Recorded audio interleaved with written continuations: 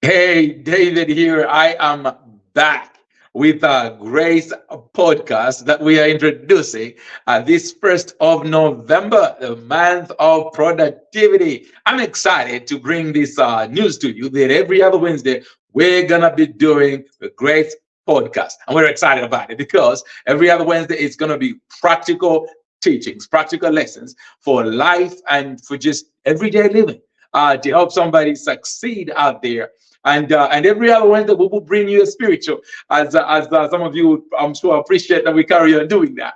But for today's session, it's our first ever podcast, Grace podcast, that we're going to be doing every other Wednesday. And I am excited to bring it to you. I apologize for coming on a little bit late because, well, technical things here and there. We came on live, but we were bending the other way. I never want to watch things where my head is upside down or upside. We just don't want to do that. So we had to stop and start again.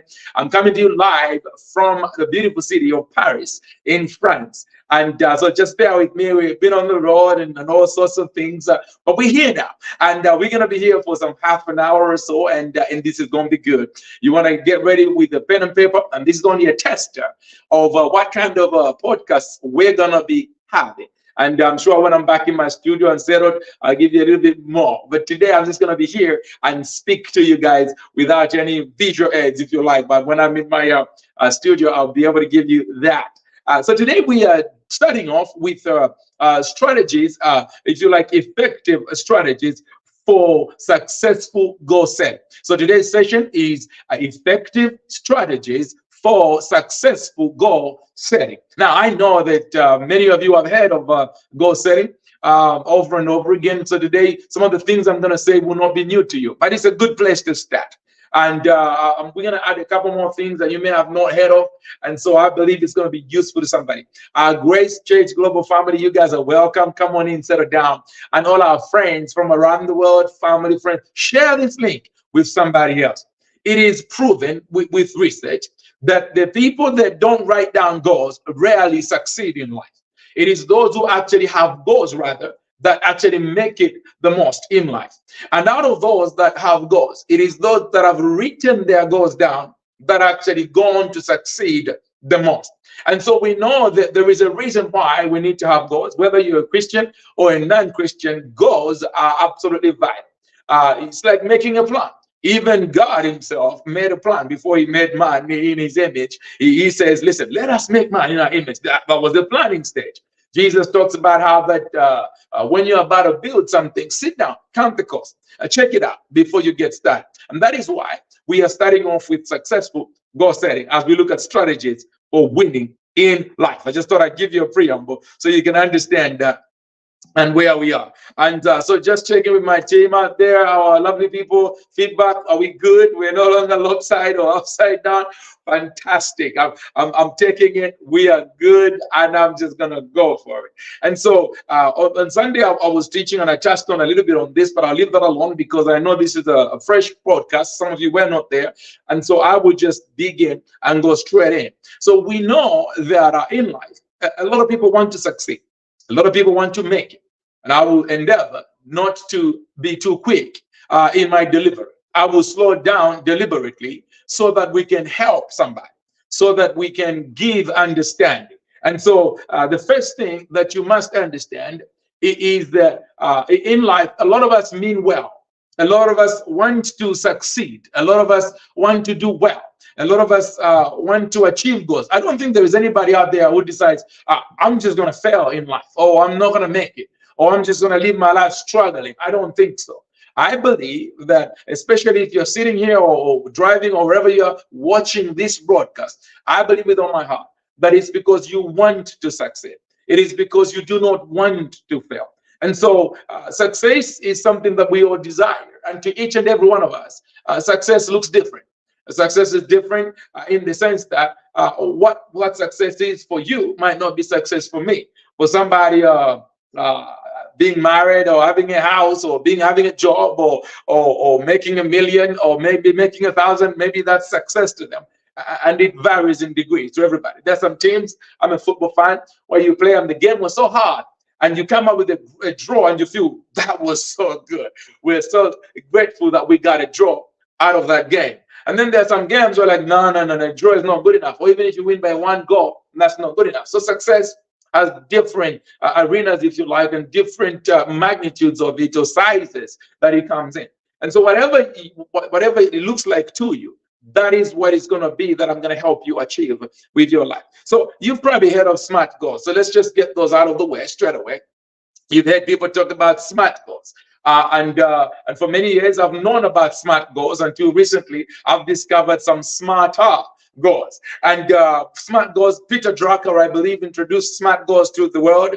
And they literally stand for things that you have heard many times. The S is for specific.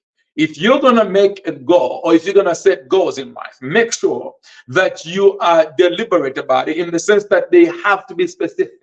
You cannot be vague. You cannot say, oh, one day I'm going to start a nursery. One day I'm going to write a book. You must be specific. What kind of book are you going to write? What kind of business are you going to start? What kind of life are you looking to have? You can't just be vague about it. You've got to be specific. If it is a house, what color is it? Where is it? What area? What location? How many bedrooms does it have? And what kind of neighbors do you have? You've got to be very specific because you are painting a vivid picture in your mind, which is then going to inform your brain, which is going to determine your philosophies and how you respond and behave in life. And this ultimately is what determines the end result in your life or your destiny or whether you succeed or not. So number one, be very specific. So try to just getting the SMART or smarter goals out of the way, and then we can build this platform and move on from here. And number two, in the M, which is SM, your goals must be measurable. In other words, you cannot just set goals that you are not able to check whether you're doing well or not. So make sure you set measurable goals. You have to set measurable goals. So let's give an example. I'm going to win this game by 5. I love how Muhammad Ali used to predict most of his fights. He used to put the aim in his fights, the measurable. And he would say, I'm going to win in the 4th round or in the 5th round. Now, it may not happen exactly as you set out, and we're going to see that there is room for that in goal setting. But you must make sure that your goals are measurable. How will you know that you have made it if they are not measurable goals? So that's the aim. And then the A is for attainable. And some of you might want to say achievable. So you can use it interchangeably, achievable or attainable. I know that we have probably preached many times. I know if I was preaching, I'd probably tell you, dream big and think bigger than you can ever achieve, and that's okay. There's a place for that. And there is room for dreaming bigger, because if we are going to get all spiritual on you, we're going to tell you that God will do exceedingly abundantly above more or all that you can ever ask or think. That means you got to dream as big as you can because you got a big God backing you.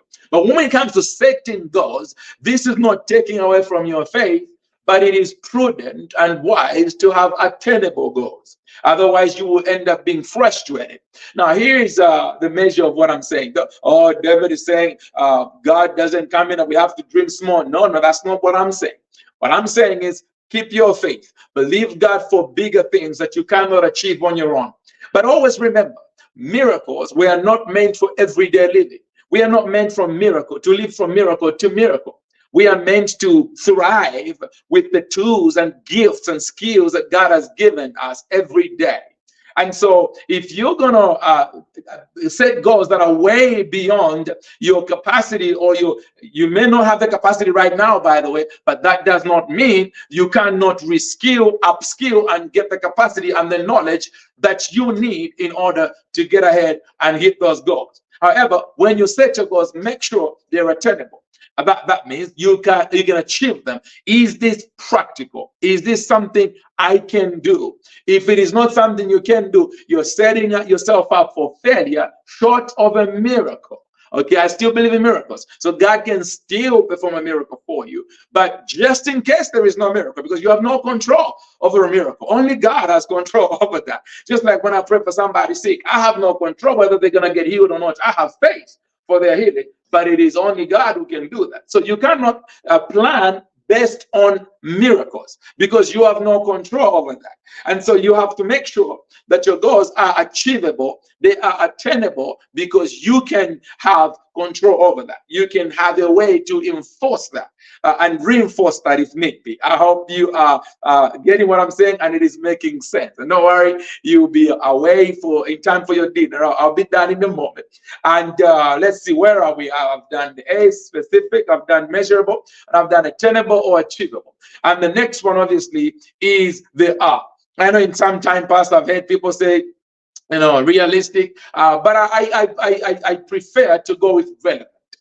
Because when we say realistic, it's a little bit restrictive, if you like, but it is similar to attainable, but I prefer to go with relevant.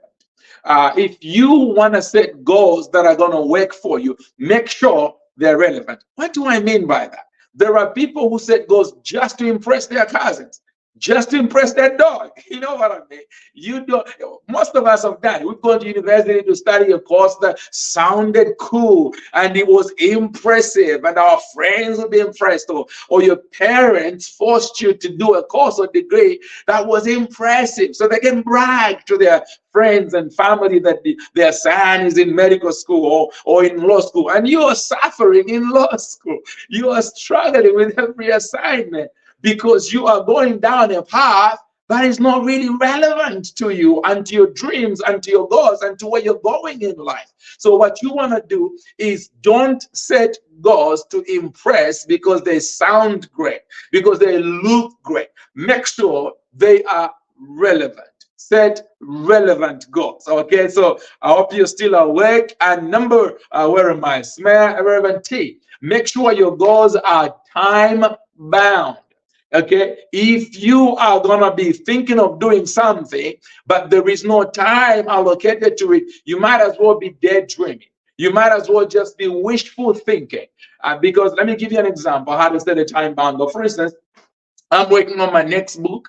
It's going to be one of my most powerful books that I've ever written. Is coming out, and it's this year before we go to Christmas, because I aim to finish it on the 11th of November, which is D-Day.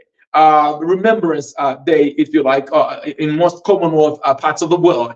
And so on that day, my goal is I am going to finish writing my book on that day. It's going to be done, pencil down, computer down, done. So I have a specific day that I'm working towards, and it's specific because I'm writing a book. Okay, the book is about finances. It's about the laws that govern money and money wisdom. I'm excited. You better get ready to get a copy of that book. And then, because I'm setting a goal to do that, I'm making sure that it is measurable. Okay, how do I measure? Easy. How am I doing? What chapter am I? How many chapters have I done so far? Am I on course? It is relevant because it is something that I believe is going to help somebody. It is something that is right up my street, something that I know very well, so I can pass on to somebody else. And I know it is something that will really, really transform people's lives when they pick up the book and read it. And I know that my goal to do this also has where is my is time bound, because I know exactly when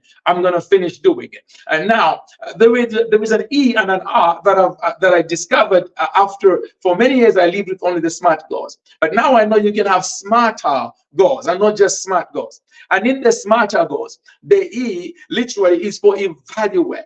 Once in a while, you must stop, go back to your goals and evaluate. Look at them. Am I still on course? Are they still relevant? Can I still measure them? Sometimes things happen in life and life changes. And so you must make sure you evaluate your goals. And the last letter, which is R, is for reward. Reward yourself. So when I finish writing my book and it goes off to the editors, I'm going to reward myself with something nice. Because once in a while, you need to mark your milestones in life. When you have milestones and you hit them, celebrate them.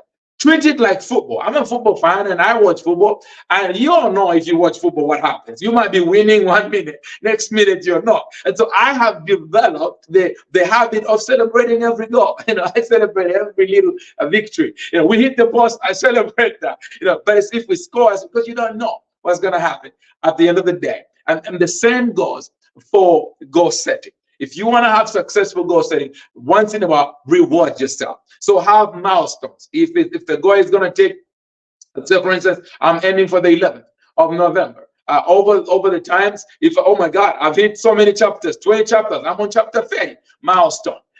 Set yourself milestones that come with the reward. And that's what the R is for. I'm going to give you very quickly, because I'm not here to keep you guys very long, as I promised. I'm going to give you very quickly some 10 points that I've put together as we introduce our Grace podcast to the world today. And these are 10 strategies that I've written down for you guys are designed to help you set successful goals. So apart from the SMART goals that we talked about, you might hear some of this in these 10 strategies. If you have 10 on paper, I'm going to give them to you, and then we're going to park for tonight. Number one, develop intrinsic motivation. In other words, nobody can motivate you more than yourself when it comes to your goals.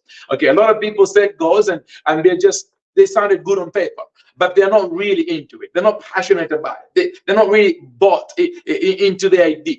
And so it sounds great, but until you buy into your own idea, until you are passionate about it yourself, until you have motivation that doesn't come from your neighbors, from your cousins, from money. Money cannot be your only motivation, because there will be times when there will be no money. There will be times when your goals and your dreams hit a dry spell and there's no money coming in. And if your motivation is extrinsic, it's always outside, whether from other people or from finances or other things, you will not make it. It's gotta be intrinsic. So develop intrinsic motivation. Number two, remember that your to-do list is different from your goals. Okay, a lot of people think, oh, I got my to-do list. No. Those are not your goals. Your to-do list are, if you like, choppings or small fragments that are designed to lead up to your goal. So you can have to-do lists. You can have a to-do list every day. You can have all this, and you can have as many to-do lists on your to-do list as you like, items rather. But your goals cannot be too many, otherwise it becomes too crowded. Number three, understand the value of time. And this is what I mean by that. I don't know how many times you've ever said something like this. I have said this many times. Oh, I couldn't come see you because I didn't have the time. Oh, I couldn't write today because I didn't have the time, because I'm determined to write, every day into my book. Or you could say, oh, I couldn't come to church today because I ran out of time. Oh, I had too much to do. Listen, this is the conclusion I have come to. It is not that I did not have the time. It is not that you did not have the time. The truth is you had the time, but you used your time for something else. And that's the reality of it. And this is the power of having goals. Because if you have goals, you can be focused and you can stay on the right track. So you will stop making excuses like, oh, I ran out of time. Oh, I didn't have time. Listen, you cannot even pray for more time. God won't even give you such a miracle. I think at some point Joshua prayed for more time and God gave it to him, but we haven't seen that happen since then. So there's no point to saying, oh, if I could just have more time. You're not going to get any more. 24 hours in a day. That is all you get. And so it is not that you did not have time to do the important things on your goals. It is because you used your time for something else. So understand the value of time. Number four, where am I? Transform your thinking. We've just been talking about transformation of thinking for the past few weeks. Transform your philosophy. Change your thinking. Things like procrastination, for instance, are things that you may need to work on. So add this to your goals. Make sure that when you're hitting your goals, there is no procrastination. As an example of how you can change your thinking. Procrastination is not your friend. Procrastination increases anxiety because you've got something weighing on the back of your mind constantly. And so you're anxious all the time because you're procrastinating. And it doesn't help you at all. As a matter of fact, the best thing you can do is, while the iron is hot, hit that thing, then you can shape your dreams and your life even better. Number five, invest in the process and not the outcome. Invest in the process and not the outcome. This one is similar to another one that's down here. Let me see. Invest in your process and not the outcome. In other words, this is what's going on. Basically, if you are just focused on the end result, sometimes it becomes too big and too overwhelming. So it is a good idea to invest in the process. As a matter of fact, life And success itself is not so much about the end game. Many people who are millionaires want another million. So you're working towards 10 million, you got 10 million, you probably won't stop there. You want another. And so in every area of your life, invest so much in the process itself. Celebrate the process. Celebrate small milestones, like we pointed out earlier, instead of just focusing on the end result. Keep the end result in your mind, because that is important, but focus on the process. So if you're going to London, and you are in the north of England, or in Yorkshire, and your end goal is Trafalgar Square, or Buckingham Palace in London, instead of just focusing on Buckingham Palace, you're going to be having accidents all along the way. You need to focus on the next traffic light. You need to focus on the next road, the next turn. You need to focus on the next pedestrian crossing. But eventually, you will get to your destination. And that is the same way you treat your goals. Where am I? I think I'm on 6, which is very similar to what I was saying. Focus on the next step and not on the ultimate result. Like I said, the two are very, very similar, but I wanted to phrase them differently. Number 7, goal setting is not just for New Year's Eve. By the way, if you're in Bradford or Yorkshire or anywhere near us, come join us for our crossover service at 891, right there at Grace Church Global in Great Horton Road in Bradford. But listen, goal setting is not just for New Year's Eve.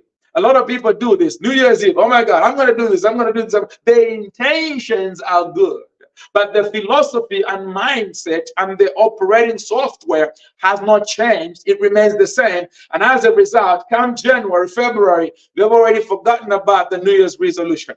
Remember that your resolutions or your decisions to transform your life or change your life or head a certain direction do not only have to wait for New Year's Eve.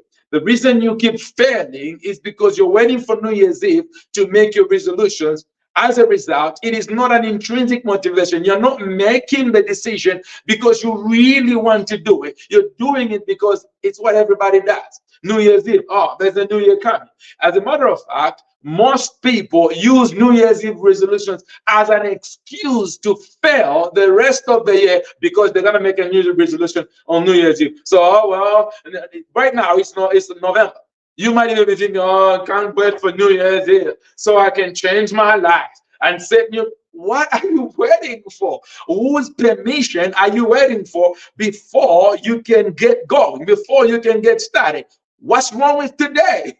What's wrong with right now? Because you are now flirting with procrastination. If you're waiting for New Year's Eve, you are shooting yourself in the foot. You are not helping yourself. Today is the day. Now is the time. When you hear sessions like the one I'm giving today, while you're excited, while you are inspired, you go for it. You do it. If you are waiting, it's not gonna happen. Okay, because there is such a thing as the law of diminished intention. Because after some time, other things creep in, life creeps in, difficult things come in, other urgent matters come up, your cousins call you, your family come up, a lot of things come up, and all of a sudden, you're not doing it anymore. Try going to the gym in January. There's no space. Every machine is taken out because people have made New Year's resolution. Go back just February. Don't even wait for March. There's nobody there. Why? Because people have good intentions, but they make their goals the wrong way. So there is no follow through. I hope this is helping somebody. I'm almost done. Where am I? Number 8, I believe.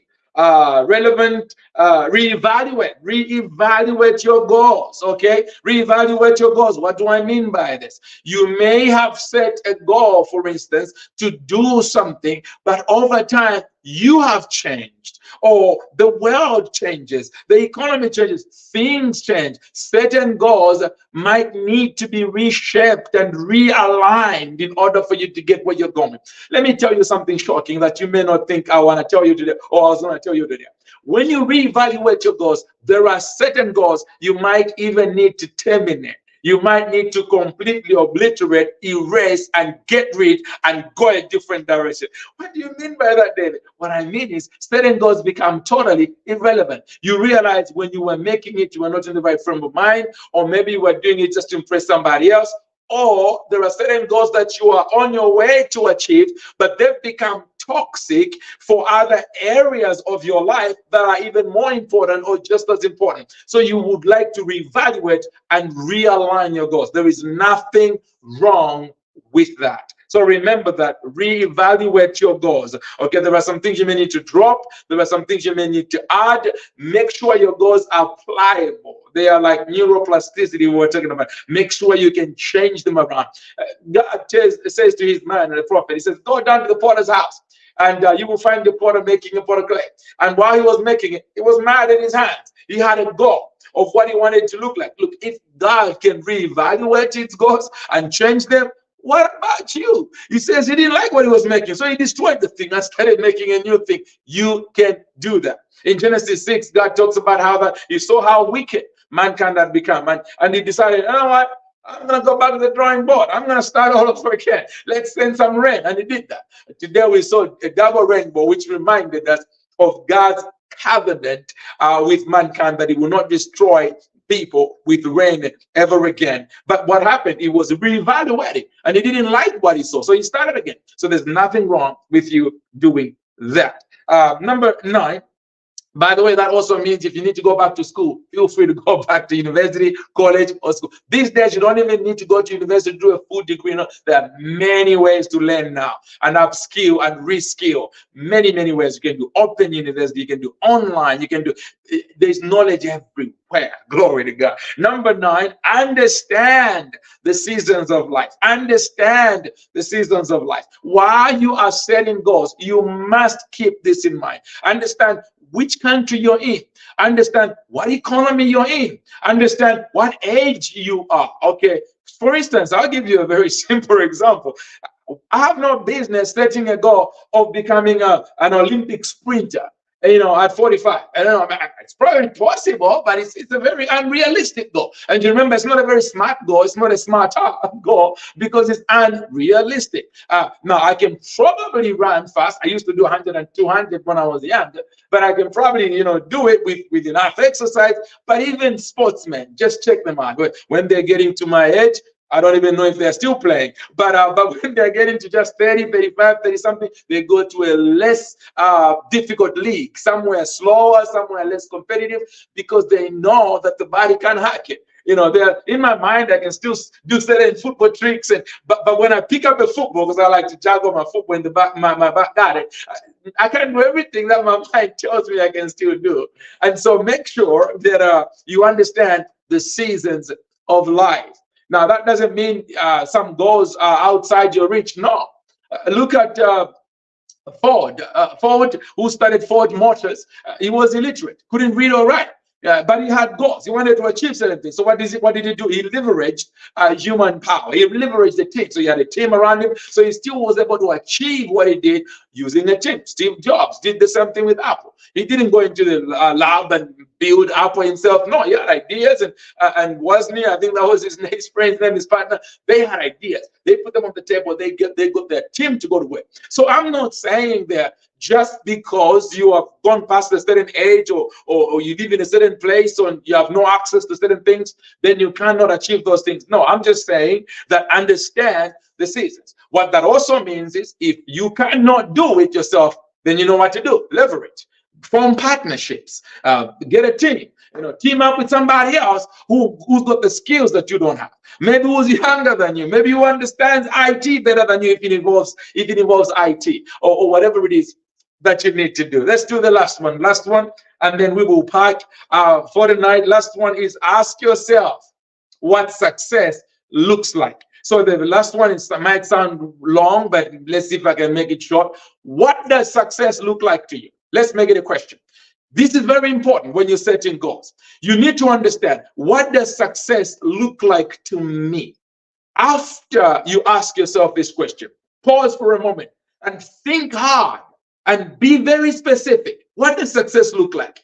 So for instance, my book, what does success look like? This is what success looks like to me. The book is that, and it's going to be both in hard copy, hardcover, and paperback. And it's also going to be in the audio book, what you call that, the electronic version of the book, and it's also going to be recorded as an audio book. So success to me looks like the book is published, it's in all forms, and at some point it's being translated into other languages. I'd love to translate it into Tumbuka, my native language. But for me, success is the book is being bought all around the world. Every week I get emails of, my books being sold all over the world and royalties are coming in. So I'd like to believe this book, for me to say successful, I'm getting emails with my royalties because of my clients or customers in the United States, where most of my customers are actually, and most of Europe. And it looks like the Americans read it more than other people for some reason. But literally, success to me looks like the book is out, it is published, and it is in the bookstores, it is online. This is success. I've achieved my goal. The rest of the things like sales and all those, I don't have to worry about that. They'll follow later. But success in terms of my goal, which is writing the book and finishing it, success looks like this. It is done. It is in my hand. It can get into people's hands. People can go online, order it. The following day, they get it through Prime. And that is what success looks like, but like to me in this book. So you must ask yourself, what does success look like to you? What is it that you're trying to do? You cannot answer the question of what success looks like until you actually know what you want to achieve. When you've answered that, then figure out what that looks like. How does it feel? Go through the motions, just humor yourself. How does it feel when you're holding that book in your hand and you've done it and it is done? Feel it. How does it feel when you've achieved that goal that you wanted? What does success look like to you? What does it feel like to you? Okay, can you visualize it? If it is a home you're working on, can you see yourself living there? If it is the kind of relationship you want, can you see it? What does it look like? What kind of things are you doing?